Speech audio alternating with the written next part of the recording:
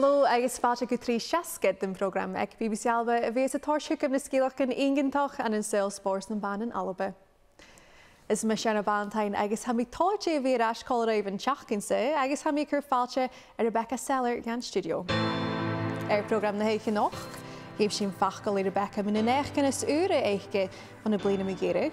Ha cluicheadair Chill Mheàrnaig Leia Swan gé sé cóirí se haid coltach a bhí cluich ball-coise agus a gopa mar fiaclair. Agus cluinnidh sin van cluicheadair ách snùcair Sophie Nix. Rebecca, welcome back to 360. It's lovely to be here. It's good to be back and to have you back because actually it's been quite a few months, so much has happened in the meantime. Could you just tell us what you've been up to? So the summer months were really good fun. I got to be a part of BT's Hope United campaign for the second time round. So that was focusing on online hate against women. The hashtag Not Her Problem was a big part of that. So yeah, it was really good fun being a part of that. It ran alongside the Euros, and I think that was the big one basically over the summer. And you've also been doing quite a lot with coaching too? Yep, so I've been coaching tennis throughout, doing that as well, and establishing the disability versions that we have on the go. So we've got adult wheelchair sessions, junior wheelchair sessions, and additional support needs sessions on the go. So it's been really good fun. And how's that been going? Have you seen quite a good uptake at least in these sessions? Yeah, it's been a good uptake, and it's increasing every week. Basically, I think it's something in our society where there's a great need for. So as long as we can get the word out, people are really willing to get involved. And tell us what else you've got planned in terms of tennis coaching. So I'm going to grow the game hopefully in the Edinburgh side of things, and hopefully in Fife as well, get a few sessions on the go there. Alongside our ASN sessions and wheelchair sessions, I also want to get visually impaired sessions up on the go again. We ran that before the lockdown, but obviously we had to stop everything in the meantime. So once I've got volunteers and other coaches involved, then we can add that onto our repertoire as well. And visually impaired tennis sounds really interesting. Can you just tell us how that works? It's fantastic. So it's played with a sound ball instead of your regular tennis ball, which it's a foam ball with ball bearings inside. So it rattles, and the players are used to that sound. It's a very specific sort of specifications to make the ball, and they get used to the kind of sound it makes as it moves. The players will get a number of bounces, 2 or 3 depending on their level of vision, and they play on categories specific to their vision, how much they've got. So basically, yeah, it's a very fast-paced game. It's really great to watch. How has the uptake been on that? Have you had quite a few people get in touch, or a number of people get in touch looking to take part? I know once we get the sessions up again, they're going to be really popular. Basically, as soon as we had them up last time, it's a really close-knit community of people generally, and they came from far and wide to get involved with it. So if the opportunities are there, people will travel, and I think we'll get a full session on the go as soon as we've got it going. Because far and wide, that's not just Scotland, is it? No, definitely not. People want these sporting opportunities despite, well, I wouldn't say despite disabilities, but they want to get involved where the opportunities are, so they're willing to travel far for that. So we've had people from down south in England as well who come up on, say, a near weekly basis just to get that opportunity. So good. I feel like every week on this programme we always talk about growing the game, and it happens in so many different sections of the sport. What are your thoughts on even the strides that have been made this week in women's football in terms of new TV deals? It's great. We're actually seeing more projection to wider audiences, and I think that's what we need at this stage. The game's growing so well. The more that we can get some viewership, the better that we'll be able to grow it, because we're showing the world what our game looks like. Because even from your point of view, how important is that visibility? It's really important. You see the wider amount of people we can rope in to see our game, basically, then the more support you're going to be able to get from that. The more that we've been able to show our game as amputee football, the more support we've had for the game. That's what increases the game in other countries when it comes to amputee football, is actually having stadiums filled with people and having the games actually filmed. Means that other people can actually even find out about the sport, and it just gets a bit more funding into the games as well, which is so crucial. Because even if we talk about parasport, you can see just at the Commonwealth Games, which happened just a couple of months ago, that able-bodied sport and parasport kind of runs hand in hand, and the appetite is there and the crowds are there and people absolutely love it. That's it. The same audiences who enjoy any version of a sport are it's gonna be the exact same for a disability sport version. So that's what we need to see, is equal representation to rope in these viewers and have them enjoy our game just as much as they enjoy able-bodied versions of the games. What would you like to see done in Scotland in the near future in terms of helping push this?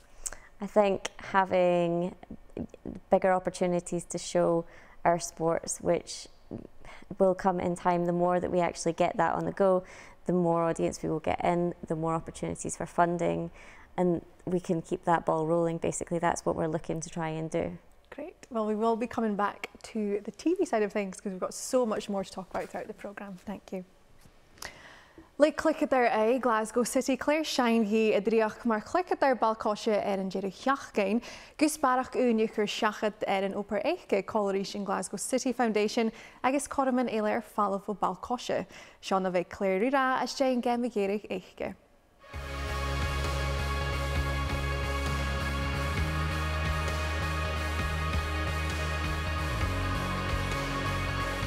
As dwi fichid sa ga bliana an na ball-coise, a cléir Shine I adriach gacal, gus a hada a chud iad corman agus oprichin éile fallh ó ball-coise. Chluicheadair Gheibh to Glasgow City t-seachdain-sa agus a gacha greibh féascar dudh a bhain.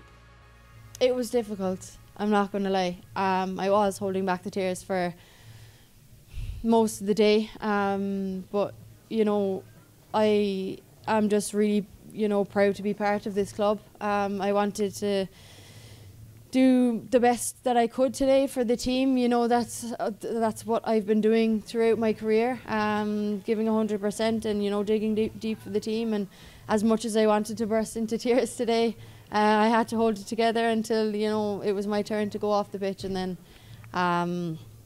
yeah, it was a bit emotional, but I'm just looking forward to where my life can take me and explore other opportunities. And I'm still going to be involved in the club. I'm still going to be around the place, a friendly face. So yeah, I'm looking forward to sitting up in the stands and watching the girls from now on.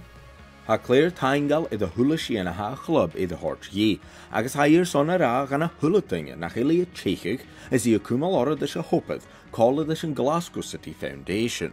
Really thankful, I've received a lot of messages in the last 24 hours. I've received banners, cards, flowers. There was a couple of kids crying today saying that they were going to miss me, and that's emotional. I had to remind them that I wasn't going anywhere anytime soon in terms of being part of the club. They'll just miss me on the pitch, and yeah, it's moments like that, that it kind of hits home to what I actually have achieved with the club, and I'm just grateful for their support through the good and the bad, and yeah, I wouldn't be in this position if it wasn't for them either. So yeah, just thank you for everything over the last number of years. It means everything. They've gone above and beyond for me, and I try to repay them as much as I can with scoring goals and giving 100% on the pitch. But now it's just I'm going to have to focus on something else, give my time to the community-based things, and yeah, just work really hard with that and try and boost the numbers and promote the women's game, promote Glasgow City as much as I can. And I love Glasgow City. I'm part of the furniture now, so yeah, it's going to be a massive step, and I know I have the support from the club no matter what happens. Yeah, and I'm just really grateful for that. Wow, what an emotional departure from playing that was. Really emotional. She's quite the inspiring individual. She's clearly gone through quite a lot, but I think she's doing so well in speaking her truth about it, and yeah, she's done her team proud. It's amazing. I'll read you a bit from when she did say that she was retiring. She tweeted saying, "As athletes, we always have high standards and push ourselves to the limit every time we step out onto the pitch. I have given football everything I have for the last 22 years, incredible highs but also intense lows. Throughout the last few years, I have struggled both mentally and physically to reach the demands as a professional football player, and with that, I have decided it's time for me to put myself first and step away from football." I mean, she's clearly done the right thing, and Claire, you can tell she's totally looking out for herself. How important is that? It's incredibly important, and I think it's a balance that every athlete, whether professional or non-professional, really finds himself facing, and that you give so much to the sport. And it's an amazing part of your life, but you do need to at all times make sure you're taking care of yourself.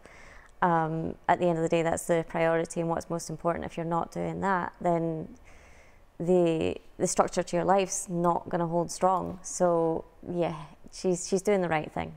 And the thing is, Claire is a remarkable person. She's got an incredible story which you can read and watch about online, but you can tell that sport for her has also been a huge part of her life, and kind of in terms of keeping going too. Yeah, for sure. It resonates strongly with me, that aspect of it. Sport can lift you up really high, and it can hold you up there. And it's like, in my own experience, I've spoken before that I felt that sport and football saved my life, in that it gave me a focus and helped me find my self-esteem and confidence again. So yeah. It's huge, isn't it? I mean, even when you shared your story in the Football Saved My Life, I remember that was a beautiful video. Did you have people reach out to you and share their stories and how you helped them? I think a couple of tweets and things, a couple of like inspirational stories came through. It was really nice to have actually known that I could make a difference. I've had people in places that I didn't expect to ever see someone who would recognise me, who spoke about these moments, and it was really, really nice to actually know that I was making a difference by speaking my truth to them. Because for Claire, she's a very open and honest person, and she's shared a lot about what she's been through. How important is it to have these people in sport, just somebody who people can look up to? How important is it for them to kind of share their story? And I believe it's really important, because it helps it seem a little bit more accessible. I think when we see people on TV and we see athletes, we see these people, we just think that that's what they are. They're an athlete, they do these things, their life must be perfect, or at least very little troubles. But to open up about these things mean that other people feel a lot more able to talk about it as well, to recognise these issues. And I think it removes a bit of stigma about actually these issues at the heart of it, to be able to talk about it, particularly issues when it's come to self-esteem, anxiety, depression, these sorts of things, that they're the roots of who we are. It can be hard to talk about these things. So to actually have these role models doing that and starting these conversations is crucial. It is crucial, and it's also crucial to have teams like Glasgow City, who clearly do so much for their players on and off the pitch, and you can even just see that support, knowing that Claire will remain with the Glasgow City Foundation, and there's life after football too. Yeah, that's it. I think it's so good to see that she will be remaining and like helping with the club and being a huge part of it, and that's what I know you can do as well, is even when you're not on the pitch, you can still be a massive part of it, and I think she's still going to do so much good in the role that she finds herself in. She certainly is. We do wish her all the best. Thank you very much. In Alba ar naidheachd an SWPL cluicheadair Chill Mheàrnaig Leia Swan. Húliúg an bhí cluich ball-coise gach seachgain, sé fiaclair a hadad Leia cuideachd gopar an Chill Mheàrnaig. Bhruidhinn sin Leia agus barach ein mach mu beitha.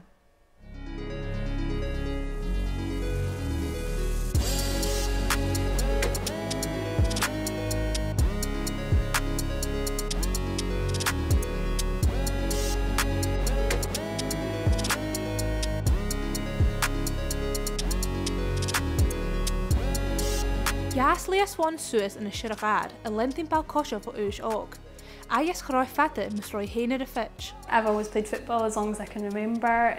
My dad and I would watch together, play together. I think it's still the case now. We still spend a lot of time together watching our teams play. So all I can remember back in the day, kicking a ball about the garden with him. I always remember playing with the boys when I was younger, and it was all for enjoyment and fun. And then I had heard about the girls team at Co-winning being formed and got involved there. And since then it's just went from strength to strength and something I've always done. For me it was all about enjoyment. Really enjoyed playing football, being with my friends, and with that came success. So yeah, I think the two go hand in hand. When you're having a good time, you're going to do well. Ha Leia na cluicheadair mian sin Chill Mheàrnaig ag na deireachgainin.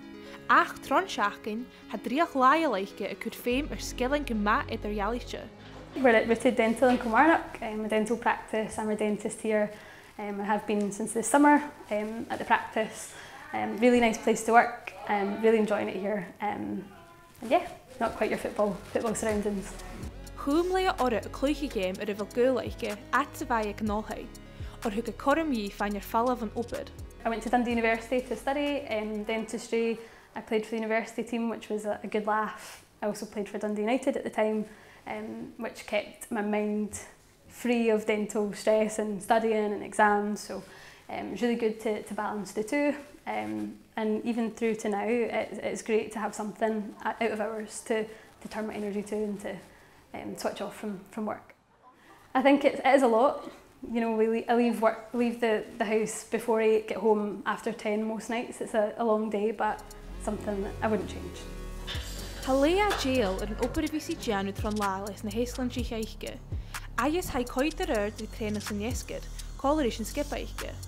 Hai trang a chanachrichi dat an hul. So we're in here for 8:15 and seeing patients from 8:30. We see a whole variety of patients, children, adults, with different levels of anxieties at the dentist, a whole host of treatments, a lot of NHS cases, some private work. We work through till about 6 o'clock and we train from 7 through to 9. Usually a wee bit later. Jim quite likes to talk, and then we're up the road for about 10. Leia ar a dói glan a bhí arás in a fuireach for a deachaí hógal. Hainnig ís an Kilmarnock arás in an dabiol sa fiaclair. Agus haus an a chubba a chuideachd gus áirt an ùire ruin. When I graduated in 2020, the time of the pandemic, I came home, got a job in coimheadaidh as a dentist, was there for a couple of years, and I had missed that football edge and decided to come back to Kilmarnock. And I think it's important to represent the local area as well, and that girls can see that you can play at this part of the country. You don't need to go to Glasgow and you don't have to move to find a big club. I think that's what it's all about at Kilmarnock and the exciting times at the club and what we're trying to do. Han cluicheadair mian I farach in gemach forsneach a bhí cumas á cluich ag iarach ó ard an Alba. Levi tín röd leis an dríochdaige mar fiaclair ag an nún am. Ha lána aiche forsneach sa hai. Yeah, it's been tough but really enjoyable. Really grateful as well to have the opportunity to do both, to be fortunate enough, to be healthy enough to do both. So yeah, try to give it my all in both careers. I feel really lucky. I know the girls generations before me would have dreamed of this opportunity. So yeah, don't take it for granted. Really grateful. Ha Kilmarnock a farpish in an drach eistal Leia Swan. Agus heid an draste deanú ahrich an móra gus an skippen an ban ach a chuideachd gus an nachhéim sin a gáil. Yeah, really exciting, really exciting. It's all we've ever wanted in the women's game. It's really driven forward, and at Kilmarnock in particular we've had a lot of changes in the summer. Staff appointments, contracts coming in, closer relationships with the board, everyone at the club. It's been really positive, really good. It's about trying to work with the academy, get to know the younger players and allow them to see where they could go at the club, and you know that they can stay with the club all the way through to play at the top level. And yeah, just working with the academy coaches as well, and everybody feeling familiar with each other and feeling like a club, like home. So yeah, it's been really exciting. Hannig Jim Chapman is Jackson town of mar manager. Agus Leia an bheach go bhfuil an skippen mar ha a farach in Brannachgan. Yeah, Jim's brought a whole load of experience with him. He was in the States for a while, previously at Kilmarnock Ladies, a good number of years ago. He had a lot of success here, and I think he's driven, he knows what he wants, and hopefully we can bring success back to the club. There's been, as we say, a lot of changes. It's all about gelling together, and we're very ambitious. We want to do well, we want to win always, but yeah, it's about enjoying ourselves and laying the foundations for the future, and with that hopefully some positive results, and we'll finish as high up the table as we can. I think this league's always the same. You never really know what you're getting, and the teams that have come up from the leagues below have been really impressive, and credit to them. They've worked really hard, and it's a really exciting time to play in the league. Ha Kilmarnock sorry to Leia. A is ní na surinní gus cuideachd le fás a club. Ma sé le bhí fáin na t-seachdain-sa she is gemnin, no leis an cluicheadair ar a fitch. Yeah, it's just continuing where we're going. Really enjoying working in Kilmarnock and getting to know the people. Hopefully we can get some more people into watches on a Sunday, so I'm definitely annoying all my patients, getting them to come and watch 4 o'clock on a Sunday at Rugby Park. But yeah, it's just about supporting the local area, supporting the local girls, the young ones. If I can help in any way, that's a bonus. I could see you nodding along quite a few times in that feature. Was there quite a lot that you resonated with? Yeah, she's absolutely great. She's really passionate and driven. And that aspect that she's talking about, where she had this really intense job and a sport, it's something that I've had as well. When I was at the height of everything that I was doing with all of my sports, I had my 2 jobs and my 3 sports on the go, one in the science industry, and then I had the football, where I'm greatly resonating with on that side of things. It was so fun having such intense but totally different types of jobs. I can totally feel for what she's saying there. It's fun. What about that work-life balance? How do you manage that? It's hard work, and I think like my lifestyle's changed drastically since then. It's as she said, she's really grateful she's got her health on the go there, because it's hard, but I think the rewards are tenfold from it. She's getting so much from that, and she's making so much progress. She's doing amazing. How important was sport for you when you were also dealing with an intense job? It was really important, because it would help me get stress like out of my system from these busy work weeks and what we were doing in there. But another side of it was that it gave me a different frame of mind when I went into these environments. Like, we worked in a team in the labs, but we also had to have confidence in our individual skills. So even though they're entirely different environments, you can still take those skills and implement them in those work environments. Which is really cool. I mean, you can totally see that with Leia too. It's a very intense job that she's got for, it's not even 9 to 5, it's like 8 till 6 and then off to training, and it's a late night too, but you can really see the commitment and actually how important that is too. Yeah. I am jealous. She's got that lifestyle on the go. And also for Kilmarnock too, when you watch them, so they're in SWPL 2, they now have the incentive. We were talking about the TV deals earlier. You know that in SWPL 1, things have improved and changed massively just in such a short amount of time. Yeah. That's a team who just this summer handed out their first professional and semi-professional contracts. So for them, it's huge to actually move up to the next league. For somebody like Leia, it's fantastic. Yeah, I think they're seeing the rewards pay off for the work they're really putting in. I'll be following their progress. And also really great. Hopefully Leia can get some of her patients down to watch. I say, like, that's a conversation I would happily have with the dentist for sure.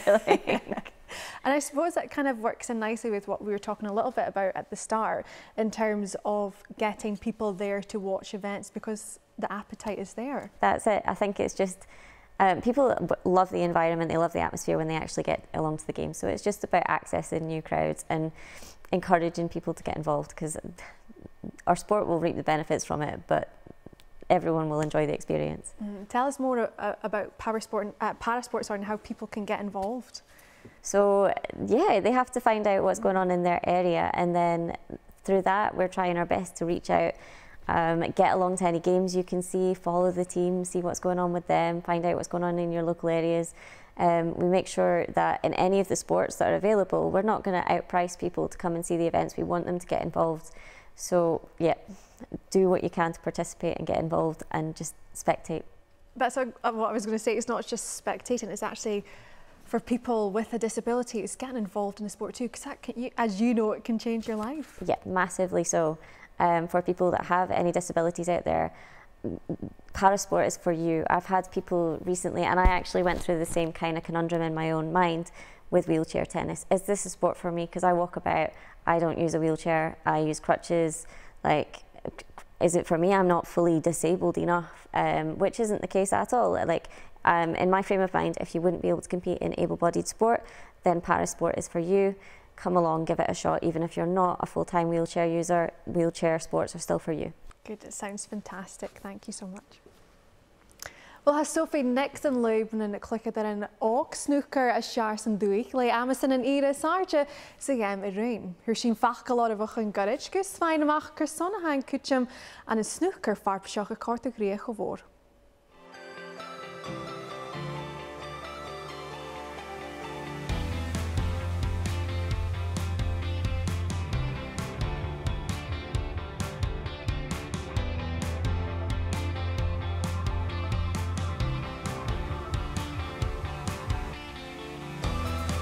Os I Rúnach spárs na Alba, Sophie Nix a cloich pool, as the runnig I snùcair Ballantyne.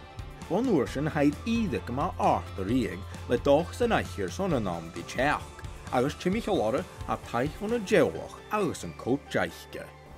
Well, I was 9 on holiday and I started playing pool with my dad, and then I got back and then asked them to bring me here to the local amusements to play pool. And then my coach Alan saw me and asked if I wanted to join his junior coaching academy. My dad does everything for me, basically, like helping me practice, playing me so I get better, and taking me to all of the competitions and spending all his time with me. It's really good with him always being there, because it's nice to do it together, not just by myself. At first I saw the tables and I was like, it's massive. And then I played for about 3 years, just twice a week, and then recently I've been playing every day. Well, Alan's been there right from the start, so everything I've learned is off him, so it's a good coach. Leis groi yn un che a bheit tíon tron an academy, who is Sophie Nix am san cuimeadaidh héin. Svír holewa a bhí siúil go farpasin agus chanéala a fadaching a dúlach a tíon leis na gemichin móra. Yeah, well, there's about 5 other boys and I'm the only girl, but I love playing them and working hard to try and beat them every week. Well, I don't mind it, but it probably puts them under pressure being the only girl. I'm a bit used to it now. I go to tournaments quite a lot and that's probably my favourite part. I love competing in the more serious part of the game. I really like going to them because I love the travelling and just getting to meet other people and play different players again. I quite like being under the pressure of just the all silent room and just getting to play your best. A Sophie is cleich gan ei cúte na bodanich a airson spores ans na farpasin seo na misc Rhian Evans. A inis to could roich me fine chun na naidheachd agus has a bhí brosnachach a game go clàr.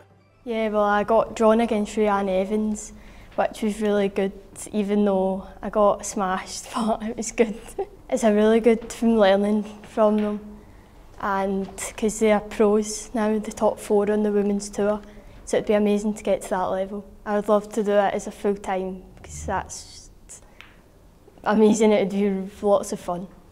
Well, obviously from the mixed doubles it's been played, more girls will hopefully see it on the TV, then realise girls can play, and then pick up a cue and start in competitions hopefully. It's really good just to build the sport all together with women and men. Ha Sophie a geir bhí géanú airtas an spórs, agus bhí fiús a clùicheadair sons go bhí tréine chu trís a suiringi. Le farpas orscoilte na Alba a Chill is on a chiad dúad son basket fichiad bliana. A Sophie an dáchas a géanú chuma sa suiringi sa dúicheich héin. Most days about 2 hours a day, but I've got a free quarter in my garage at home, so it's mostly on that, but then like 4 times a week on a full size. Again, my favourite part is playing in the competitions, but also the practising as well, just by myself and put my music in. We haven't been able to go to the America ones, the competitions, but the ones in England, and then there's a new Scotland one, which I'm excited for that, to see how well I do.